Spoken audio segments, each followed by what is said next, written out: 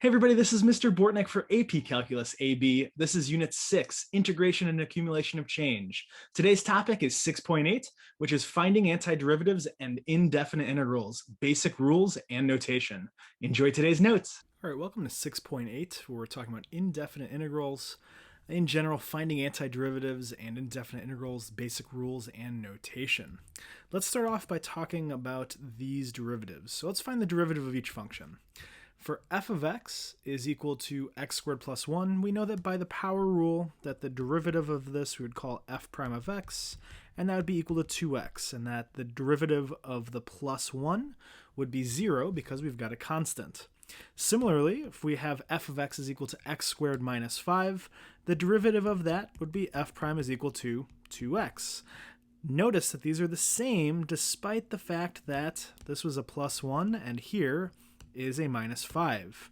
That makes sense given the fact that both of these are the same, or they both are constants at the end, and we know that the derivative of any constant is 0.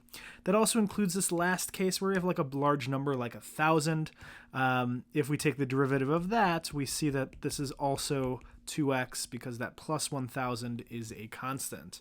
So interesting thing to notice is that each of these functions, right, each of these three different functions, they all obviously have the x squared in common, but all three of these functions have the exact same derivative. They're all 2x. All f prime of x is 2x.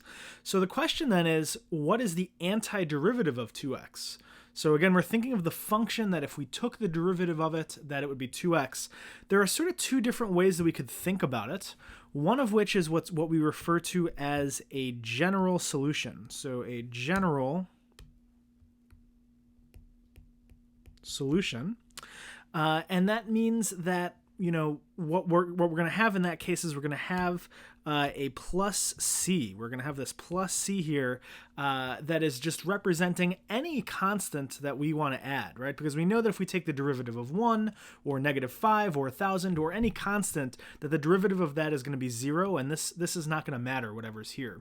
So in general, we could say that the solution for this antiderivative of 2x is written as x squared plus c. However, if we want to talk about a specific case, we refer to it as a particular solution. So a particular solution is one such specific solution for a specific value. So in this case, a particular solution for the antiderivative of 2x is this x squared plus 1, where we see up here if we take the derivative of that, we still get 2x. This is just one specific solution. Now, in general, sometimes they give us information that allows us to find a particular solution, where we would, instead of just being general with the plus c, we would find a specific value of c that works for the information they give us in these problems. Now, up until this point, we've been talking about integrals. For example, say if we want to find the integral of x squared dx from 1 to 3, we have been talking about integrals of this form, which are what we refer to as definite integrals.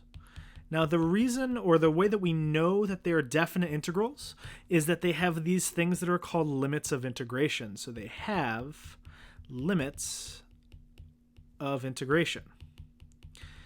Now, these are not the only type of integral because, for example, I might want to find the area between the curve and the x-axis for an entire function, not just between two specific x values or t values or whatever your variable is.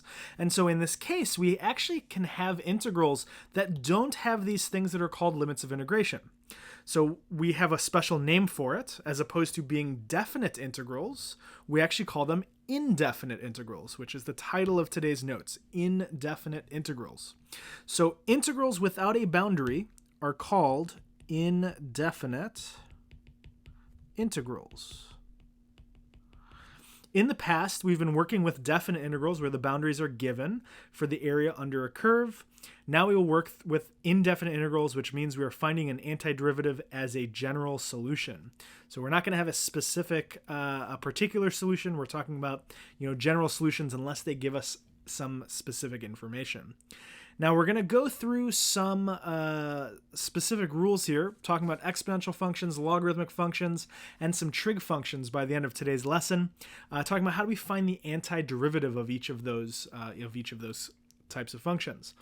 Now this is where it's useful for you to go back and to review your derivative rules, derivative rules from chapters 2 and 3. Because a lot of these derivative rules, we're going to actually just sort of flip them and make them antiderivative rules.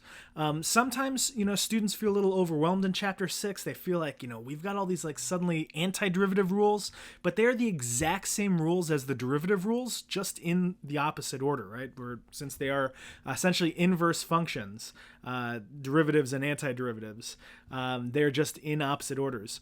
So let's talk about the first set of these, which are exponential functions. So for exponential functions, we are trying to take the antiderivative of e to the x, and so we write this as the integral of e to the x dx.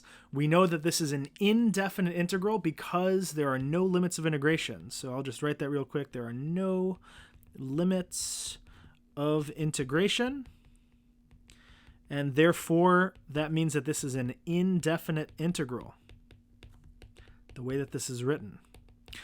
But our function here that we're talking about is e to the x. And we know from chapter 2, chapter 3, that the derivative of e to the x is e to the x. And so in that case, when we take a derivative or even an antiderivative, it's not going to change the e to the x function unless there's, some sort of function inside of it, or if it's being multiplied or something like that. But as it is, the antiderivative of e to the x is in fact still e to the x. But the only thing we need to think about here is we're talking about a general solution, a general antiderivative. We need to remember to always add a plus c when we take that antiderivative. Great. So the integral of e to the x dx is equal to e to the x plus c. For our second one, we've got the integral of a to the x dx, and we might remember, let's go over, I'm going to go over to this area right here. We might remember from chapter 2, chapter 3, that the derivative of a to the x, if you have some number being raised to the x power, that's equal to the natural log of a times a to the x. And so if we think about how this rule works, what happens to the a to the x when you take the derivative? Well, we end up multiplying by this ln of a, this natural log of a.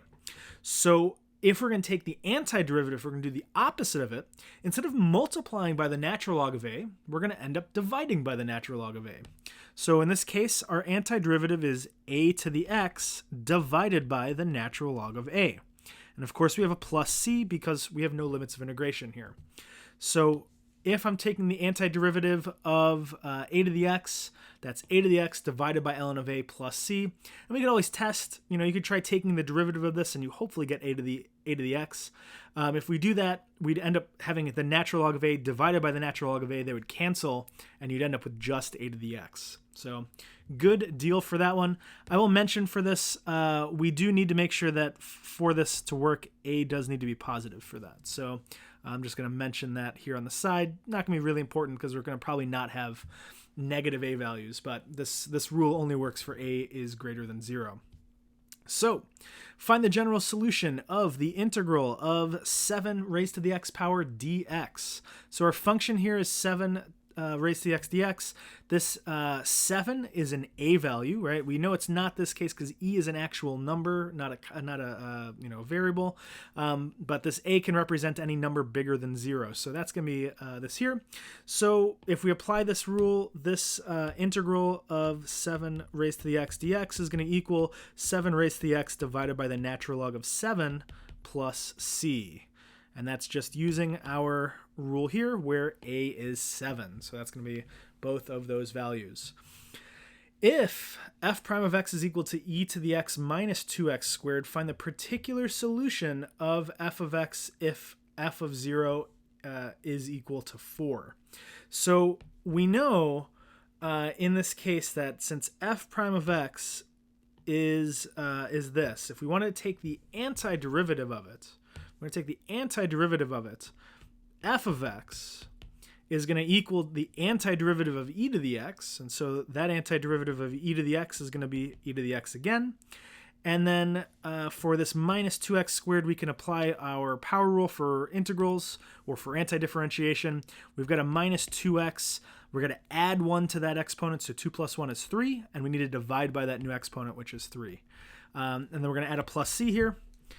Now, since they use this word particular solution, what they're telling us now is, now we actually have enough information to find a specific value of c that's going to make f of 0 equal to 4. So here what we're going to do is we're going to take that f of 0 equals 4 and we're going to plug in 0 for our x's, and f of x is going to equal 4, right? Our output of that function is going to equal 4. So 4 is equal to e to the 0, so plugging that in, minus 2 times 0 to the third over 3 plus c. So 4 is equal to e to the 0, anything to the 0th power is 1, minus 0 plus c. So if I want to get c by itself, we could subtract 1 from both sides. That means that c is equal to 3. So altogether then, our answer for this is going to be f of x is equal to e to the x minus 2x cubed over 3 plus 3. That would be my final answer for this one. This is what we refer to as the particular solution. This would be our general solution. If we were trying to find a general solution, we would stop here. But since they asked for a particular solution and they gave us an x value that we could plug in, and we know the output of the function, we could use that to find out the specific value of c. That makes that true. All right, what about logarithms? In this case, thinking back again to our derivative rules from chapter 2 and chapter 3, you might remember that one of the rules that we had is that the derivative of the natural log of x is equal to 1 over x. And so if I'm taking the antiderivative of 1 over x, then, we're doing this in the reverse order. And so that antiderivative of 1 over x is the natural log of x, which I'm going to leave a little bit of space here, and of course plus c. But because of the natural log function being a type of logarithm, the input for that function cannot ever be negative. And so because of that, we put absolute values on the x when we write this antiderivative. So in general, the input for a natural log function cannot be negative. And so because of that, we put absolute values here just to make sure that we're not messing with the domain of this particular function that we've got here. So this is a rule for if you ever want to take the antiderivative of 1 over x. Now this is actually an interesting one, which I guess I'll talk about over here. This is an interesting one because if I'm talking about the integral of 1 over x dx, one thing that you might think about doing would be, why wouldn't we just rewrite this and use the power rule? Why wouldn't we rewrite this and say that this is the integral of x to the negative 1 dx? Well, let's think about what would happen. If we try that, we know that that's going to equal x to the negative 1 plus 1, and then we'd have to divide by whatever that new exponent is. So negative 1 plus 1 is what we're dividing by, and then of course we'd have a plus c. Well, what does that give us? Negative 1 plus 1 is 0, and then we'd actually be dividing by 0 here. So this style of problem sort of breaks our power rule ability. When we have this 1 over x, I cannot use the power rule. I'm going to put sort of like a big red. This is no good. We cannot do that for this type of problem because it causes us to divide by 0. That's obviously a big no-no. And so in cases like that, we should remember, oh yeah, actually, this is a natural log problem, not a power rule problem that we've got here. Nice. Let's try some more examples. Number 3, the integral of 1 minus 5 over x dx. If we take the antiderivative of 1, we're going to get x, and then we are then going to have, we recognize that this 5 over x is of this form 1 over x, just 5 times that value. So this is going to be 5 times the antiderivative of 1 over x, which is ln of the absolute value of x, plus c. So this would be our antiderivative for this function. The 5, since that's the numerator, came to the front. It's multiplying the antiderivative of the 1 over x, which is our ln of x piece here. Number 4, if f prime of x is equal to 2 over x plus 6 over x squared, find the particular solution of f of x. One thing that some students do is they get a little crazy on these, and they get really excited about using natural logs, and they're like, oh, I'm going to use natural logs on both of these. This really only works when we've got an x in that denominator. And so I can see here that this is going to be of that same style where we've got a 2 over x. That's like this, just with a 2. But the 6 over x squared we're going to need to rewrite. So let's do that first. F prime of x is equal to 2 over x plus 6x to the negative 2 power. Now I can actually take the antiderivative of this using our power rule, and so there's no need for natural logs for this particular piece. But the 2 over x we definitely will. So what is f of x if we take that antiderivative? Well, that's 2 times the antiderivative of 1 over x, which is the natural log of the absolute value of x. And then if we apply our power rule for 6x to the negative 2, well, we're going to need to add 1. We're going to need to add 1 to that exponent, so 6x to the negative 1, and divide by that new exponent. So that's going to be our negative 1, and of course a plus c. So if we want to simplify, f of x then is going to equal 2 times the natural log of the absolute value of x. And then this looks like this is going to be a minus 6 over x plus c for that. The 6 divided by negative 1 is negative 6. And since that has a negative exponent, that's going to move to the denominator. For our particular value for this, we know that f of 1 is equal to negative 7. So I'm going to actually use that to find out what c here is. We know that the output of this function is negative 7. If we plug in 1 into our x values, let's see what happens. Looks like we've got negative 7 is equal to 2 times the natural log of 1, the log for really any log of 1, unless there's some sort of transformation occurring to it, is going to be equal to 0. So that's going to be this. Then we've got a minus 6 plus c. So it looks like we're going to need to add that 6. We're going to need to add that 6 to the other side. So negative 7 plus 6 is equal to negative 1. And that's going to equal our c value. So what is our overall answer? I guess I'll put it over here. F of x is equal to 2 times the natural log of the absolute value of x minus 6 over x minus 1. That would be our particular solution for this particular problem. We found the c value. We used the information that they gave us to plug in and find the actual c that solved this problem. Nice. Let's move on. Let's talk about some trig integrals. So we learned lots and lots and lots of trig integrals or trig derivatives back in chapter 2 and chapter 3. We're going to essentially do the reverse of these now. So if you're taking notes, you can do this and just add these to your notes. That might be useful for you. We talked about the antiderivatives of sine and cosine already, using sort of our handy, like you might remember that circle that we drew where we went sine, cosine, negative cosine. We can go clockwise around it to find derivatives and counterclockwise to find our antiderivatives. But the integral of cosine of x is going to be sine of x. We don't forget our plus c. Really, anytime we don't have limits of integration, you're going to need that plus c. So I'll just sort of add that as sort of a key here to remember. If there are no limits of integration,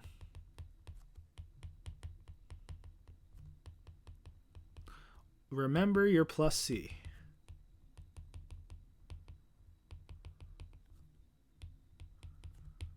That's a big thing. And something, if we're talking about the AP exam and trying to get ready for that, it's something that the AP exam looks for even on the free response section. If you're taking an antiderivative, you got to have that plus c if there are no limits of integration. The antiderivative of sine of x dx, that's going to give us negative cosine of x, of course, plus c.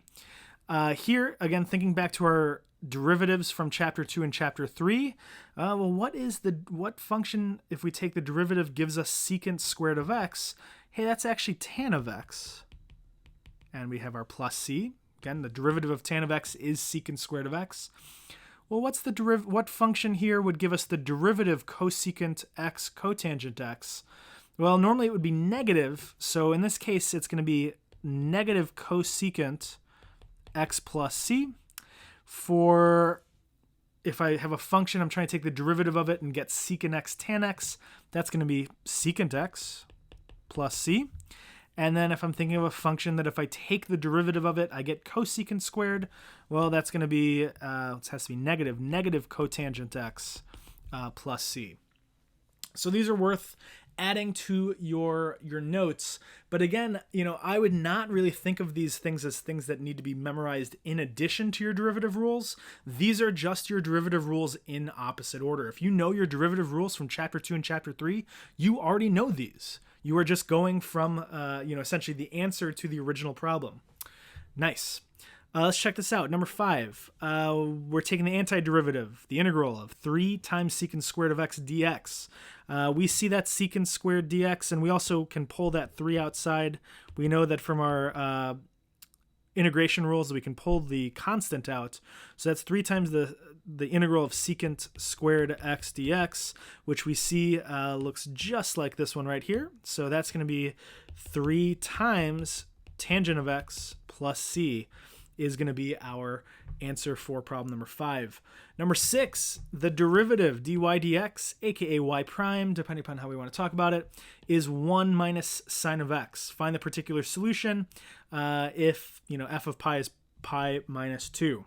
So we're going to need to take the antiderivative of this. So technically, y is going to be equal to the integral of 1 minus sine of x dx. So y is going to be equal to x, and the antiderivative of negative sine of x is going to be equal to cosine of x. That should be equal to positive cosine of x. And then we get that plus c on the end when we take that antiderivative. We don't need 2 separate c's for each of these parts. Just one at the end is just fine because we had one integral here. And then we're going to now use our particular solution. So we've got this plugging in for our x values and our y value here. So the output is pi minus 2. Our x is pi. So cosine of pi. And then we're trying to find out what that c is. So pi minus 2 is equal to pi plus cosine of pi. That should be -1 if we think about our unit circle, plus c. If we subtract pi from both sides, those are going to cancel. And if I add 1 from both sides, I'm going to get that c is equal to -1. So overall, what is our answer?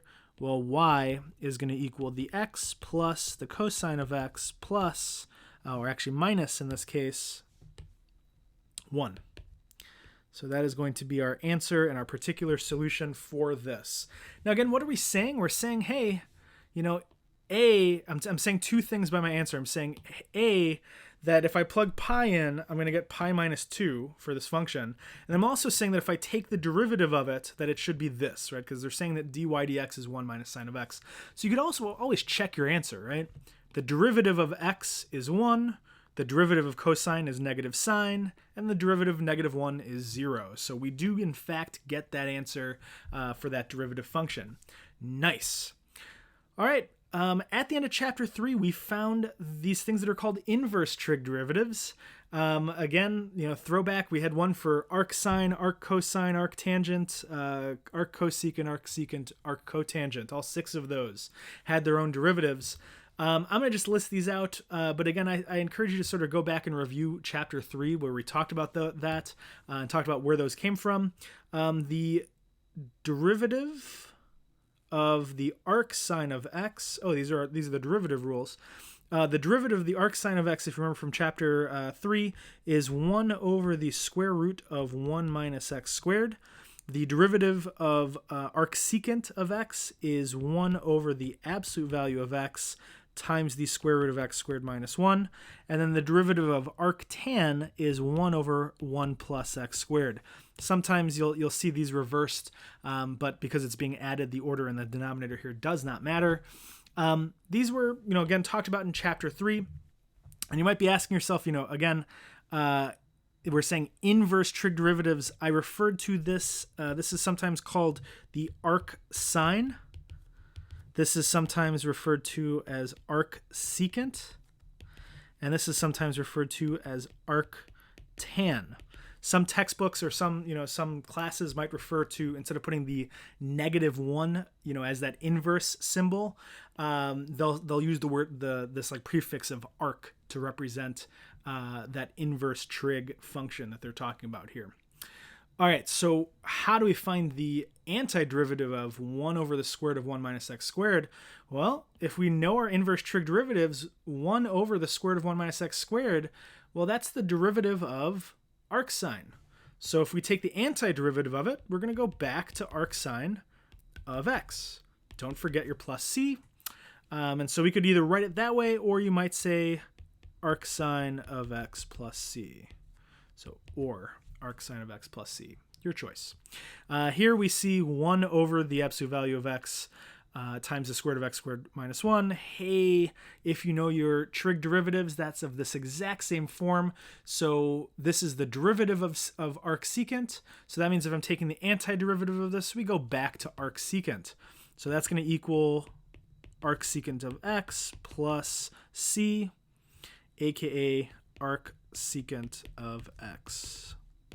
So either way, you could say that would be your answer here.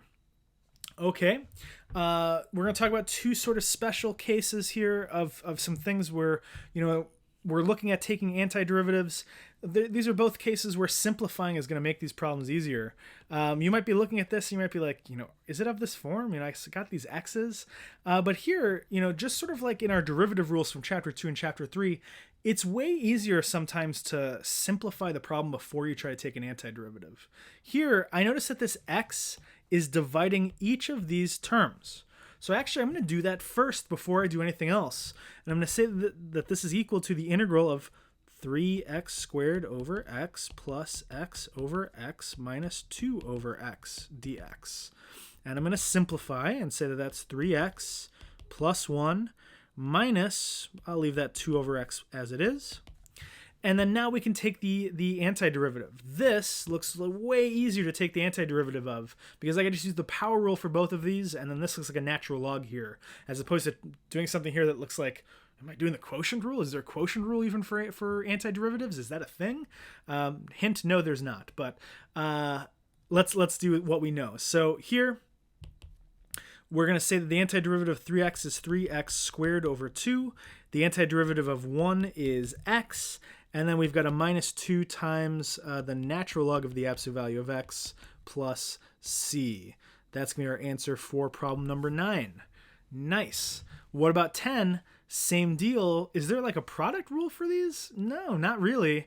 Here I got a function being multiplied by a function. It's to your advantage here to distribute first. So this is the integral of 3x times, I'm going to, instead of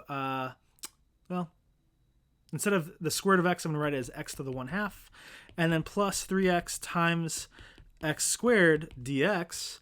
So this is the integral of 3x to the 3 over 2 power, because that's 1 plus a half that I've got here. The 1 plus the half is 1.5, or 3 over 2.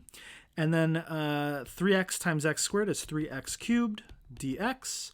Let's take the antiderivative then. So that's going to equal 3 times x to the 3 over 2 plus 1, which is 5 over 2. We need to divide by that new exponent, plus 3x to the 3 plus 1, which is 4, over that exponent, which is 4, plus c.